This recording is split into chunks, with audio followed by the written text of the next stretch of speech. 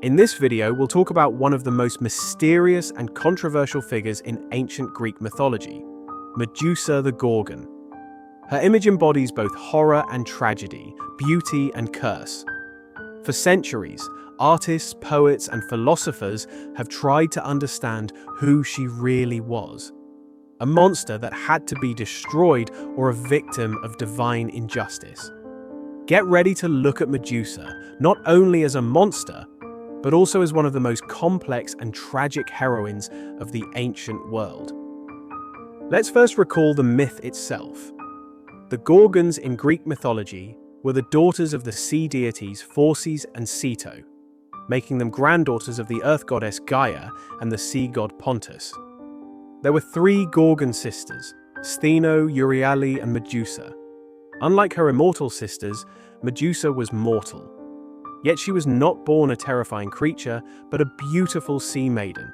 So beautiful that the sea god Poseidon desired her. Transforming into a bird, he raped her in the temple of the goddess Athena, where Medusa had sought refuge. The gods became enraged at Medusa for defiling the temple and ordered Athena to punish her. The goddess turned her hair into snakes and made her face so horrifying that one glance would turn any living being into stone. Athena's behavior may seem shocking, but we must remember that the ancient Greeks and Romans did not consider their gods to be moral role models. Athena was unconcerned that Poseidon had taken Medusa by force. The actions of a god could not be considered crimes. Instead, she punished the mortal woman for defiling the temple, even if it wasn't her fault. Moreover, Athena transformed Medusa's innocent sisters into monsters as well. Soon, everyone forgot about the Gorgon's former beauty and began to await the hero who would rid the world of Medusa, whose gaze turned all living things to stone. This is the version told by Ovid, but the oldest surviving version of the myth comes from Hesiod's Theogony, written around the 8th century before Common Era, almost 1,000 years before Ovid. In that account, there is no mention of violence. Medusa and Poseidon unite willingly. The myth itself likely arose at the turn of the 2nd and 1st millennia before Common Era as an explanation for the terrifying visage of the Gorgon, whose image was widely used as a protective talisman. On ancient Greek mosaics, Alexander the Great is often depicted with Medusa's head on his armor. But let's take a closer look at the story we all know from childhood. King Polydectes orders Perseus to slay Medusa. The gods Athena and Hermes come to his aid. Following their advice, Perseus first visits the Grey, prophetic old sisters of the Gorgons, who share one eye and one tooth among them. By trickery, Perseus steals these treasures and returns them in exchange for winged sandals, a magical pouch, and Hades' helmet of invisibility. The Grey show him the way to the Gorgons, while Hermes gives him a sharp, curved sword. Armed with these gifts, Perseus sets out.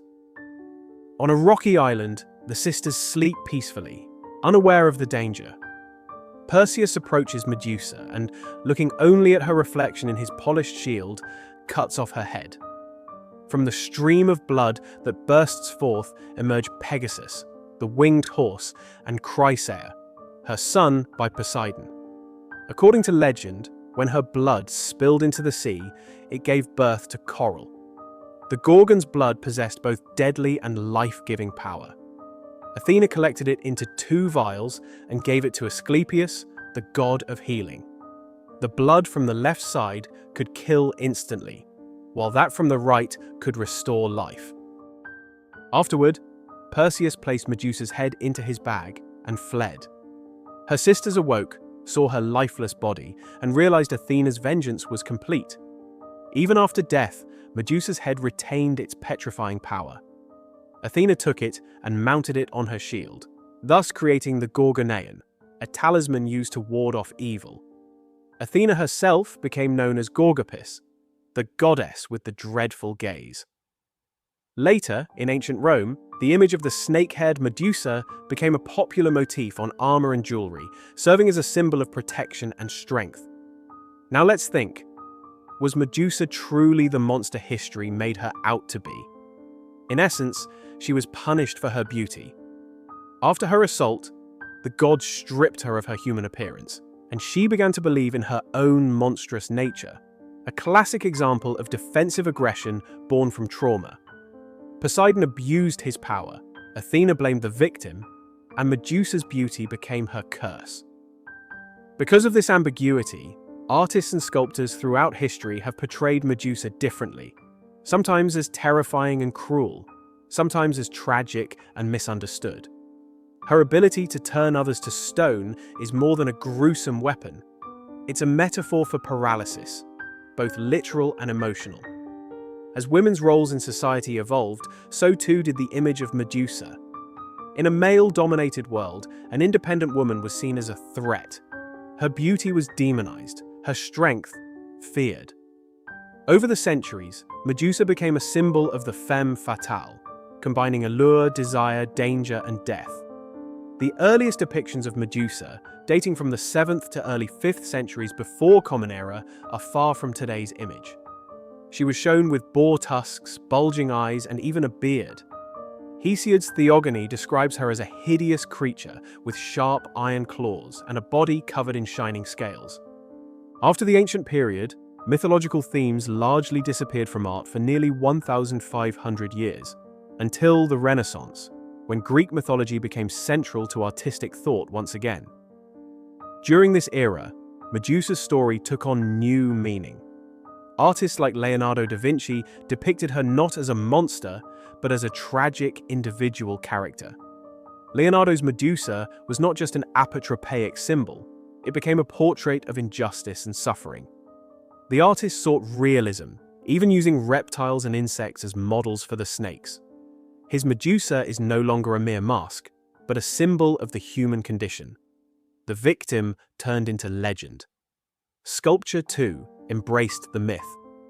The most famous work is Benvenuto Cellini's Perseus with the Head of Medusa, which symbolized Cosimo de' Medici's political triumph. In it, Medusa is portrayed not as a monster, but as a beautiful young woman, a fallen symbol of defeated opposition. However, the most celebrated depiction of Medusa the Gorgon is considered to be the work of the Italian painter and reformer of European art, Caravaggio. Medusa is portrayed at the very moment when her head, reflected in Perseus's shield, falls to the ground. Yet if we imagine her without those expressions of horror and pain, we might assume she was once quite beautiful. Like Leonardo, Caravaggio was deeply interested in the study of human expression and emotion. An interesting detail: Caravaggio signed his name on the painting in red paint, as if written in the blood flowing from the severed head. This recalls the artist's signature on the beheading of St. John the Baptist, which is kept in the Cathedral of Valletta on the island of Malta. Beheaded figures from biblical and classical stories seem to accompany Caravaggio throughout his entire life and artistic journey. The turning point in the artist's career came when he painted Medusa. Around that time, he was given the prestigious commission to decorate the Contarelli Chapel, where he created strikingly realistic scenes based on the life of St. Matthew. This opportunity to adorn a church gave him both recognition and a strong desire to push the boundaries of realism in his art even further. In essence, Caravaggio's Medusa can be seen as a self-portrait. He painted his own features in place of the Gorgon's face, as if confronting and defying her terrifying gaze. Many other painters explored this myth. Rubens, rightfully considered one of the greatest artists of his time, created a terrifying yet remarkably beautiful depiction of the beheaded Medusa. The snakes, perhaps, deserve even more attention than the severed head of the Gorgon itself. The artist did not paint the serpents personally, but enlisted the help of Franz Snyders, a renowned animal painter. Snyders masterfully portrayed several species of snakes, each with distinct skin patterns, shapes, and coils. The magnificent Head of Medusa by Arnold Böcklin reflects the artist's fascination with ancient and polychrome sculpture, while at the same time conveying the myth in a strikingly symbolic manner. In modern times, Medusa continues to inspire reinterpretation. In 2008, a sculpture titled Medusa with the Head of Perseus by Luciano Garbati was installed in front of a New York courthouse. It was a direct response to Cellini's work, asking, "What kind of triumph is it when you defeat a victim?" The statue became a symbol of the Me Too movement, standing across from the courthouse where Harvey Weinstein was tried for sexual assault. Today, Medusa remains a symbol of female resistance. Feminist groups have even criticized the Versace logo, which uses her head, as an inappropriate use of a woman's image who was punished for her beauty and victimized by power. All this shows that even now, thousands of years later, the myth of Medusa the Gorgon continues to resonate. And as for the question, was she a victim or a monster? That's for you to decide. Thank you for watching this video. If you enjoy our content, don't forget to like, subscribe, and stay tuned for more stories from ancient mythology.